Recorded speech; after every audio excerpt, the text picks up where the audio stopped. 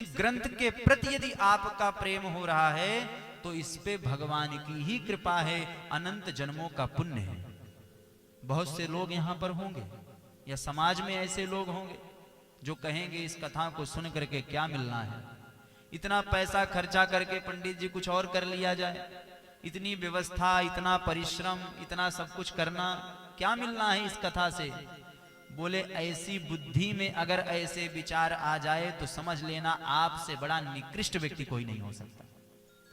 ग्रंथ के प्रति यदि ऐसी दृष्टि हमारी हो जाए तो वहीं पर यही विचार करना चाहिए कि भगवान ने मनुष्य का शरीर तो दिया लेकिन बुद्धि राक्षसों की दे दी है। क्यों? बोले ग्रंथ के प्रति ऐसा विचार ही नहीं उत्पन्न होना चाहिए।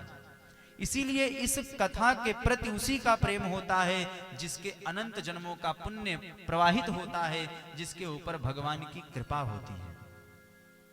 एक दृष्टांत आप समझिएगा। महाभारत के एक बड़े प्रसिद्ध टीकाकार हुए आचार्य श्री नीलकंठ शास्त्री जी, जिनकी टीकाएं आपको गीता प्रेस इत्यादि जगहों पर मिलेगी।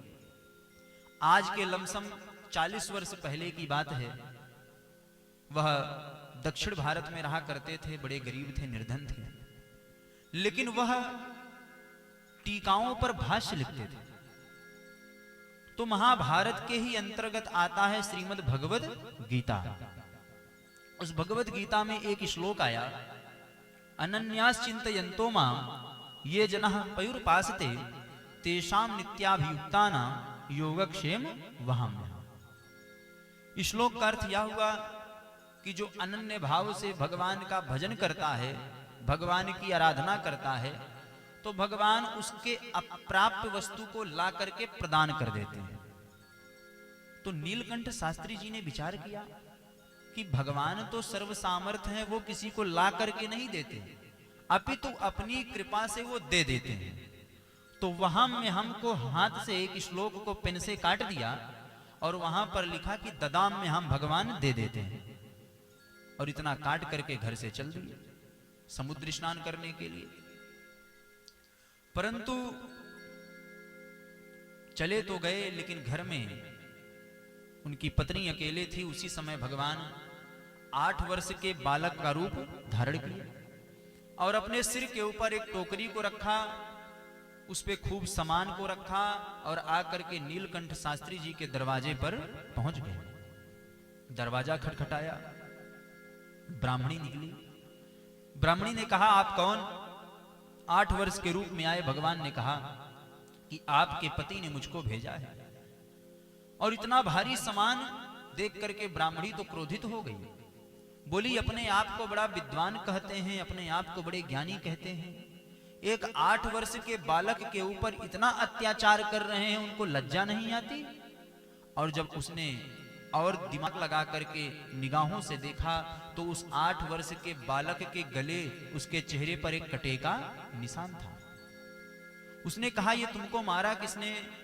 तो 8 वर्ष के रूप में आए भगवान ने कहा कि आपके पति ने मुझको मारा। और इतना कह करके भगवान चल दिए। अब तो ब्राह्मणी आग बबूला हो गई कि आने दो, मैं उनको बताती हूं। अब ब्राह्मण देवता समुद्र स्नान करके आए। ब्राह्मणी ने कुछ कहा नहीं, सीधा कहने लगी कि आपने ये क्या किया? 8 वर्ष के बालक के ऊपर इतना अत्याचार करते हो, आपको लज्जा नहीं आती? आपको कोई भय नहीं? ब्राह्मण देवता ने कहा, देवी कैसी बात कर रही हो? कौन सा बालक, किसके ऊपर अत्याचार? तो नीलकंठ शास्त्री जी की पत्नी ने सब कुछ बताया, सामान दिखाया। अब तो वह भगवान का स्मरण करते हुए यही विचार किए कि यह लीला तो गोविंद की ही हो सकती है। रोने लगे। उन्होंने कहा, तुम सौभाग्यशाली हो, तुमने भगवान का दर्शन किया, मैंने तो जीवन में उनका दर्शन ही नहीं कर पाया। तो ब्राह्मणी ने कहा, सब बात तो ठीक है, लेकिन उस 8 वर्ष के रूप में आए भगवान ने यह क्यों कहा कि तुमने उनको मारा? तो उन्होंने कहा, देवी भगवान कभी झूठ नहीं बोलते, उन्होंने सही कहा। क्या सही कहा? बोले, देवी याद करो, कल मैं भगवत गीता के एक श्लोक पर पेन से काट दिया था, और जो मैंने भगवत गीता के श्लोक को पेन से काटा वह गीता पे ना कट करके भगवान के गाल पे कटने का निशान बन गया, क्योंकि यह ग्रंथ और भगवान में कोई अंतर नहीं है। इसलिए हम आप लोगों से निवेदन करेंगे ये इस ग्रंथ की कथा जो हम कह पा रहे हैं, आप लोग सुन प्राप्त कर पा रहे हो, यह ग्रंथ कोई साधारण ग्रंथ नहीं है। ये साक्षात भगवान का शब्दमय विग्रह है, या भगवान का शब्दमय स्वरूप है। इसलिए ऐसा विचार करके हम सब लोग यदि इस कथा को सुनेंगे तो भैया हमारा भी कल्याण होगा, आपका भी कल्याण होगा। हम